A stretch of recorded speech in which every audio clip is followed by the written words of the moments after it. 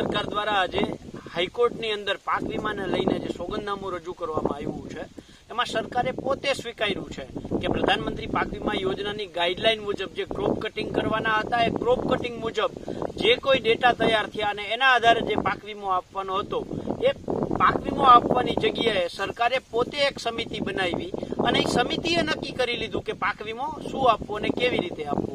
ત્યારે મારો પ્રશ્ન એ છે કે સરકારે જો આ સમિતિના માધ્યમથી જ પાક વીમો આપવાનો હતો અને કુલડીમાં જ ગોળ ભાંગી લેવાનો હતો તો પછી ક્રોપ કટિંગના નાટકો શા માટે કર્યા? પ્રધાનમંત્રી પાક વીમા યોજનાની ગાઈડલાઈનની શા માટે બનાવડાવી?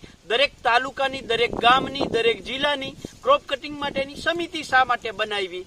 દરેક ખેતરે જઈ અને ખેડૂતના ખેતરના ક્રોપ કટિંગના આંકડાઓ શા માટે લીધા?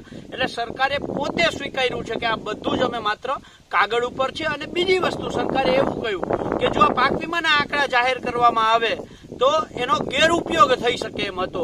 ત્યારે મારે સરકારને બીજા બે સવાલ છે કે ગેરઉપયોગ કોણ કરવાના હતા?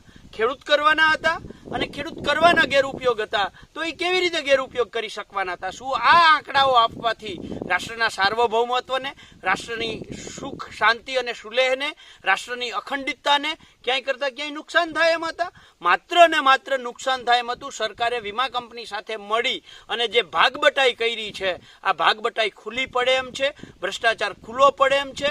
આ સરકારે પોતે આજના પોતાના સોગંદનામામાં સ્વીકારી લીધું છે। એટલે આપના માધ્યમથી ગુજરાતના ખેડૂતો સુધી સંદેશો એ છે કે સરકાર પાક વીમો આપવામાં નથી, પાક વીમો તો નથી આપવામાં, એનો પાક વીમાનો હિસાબ પણ આપવામાં નથી।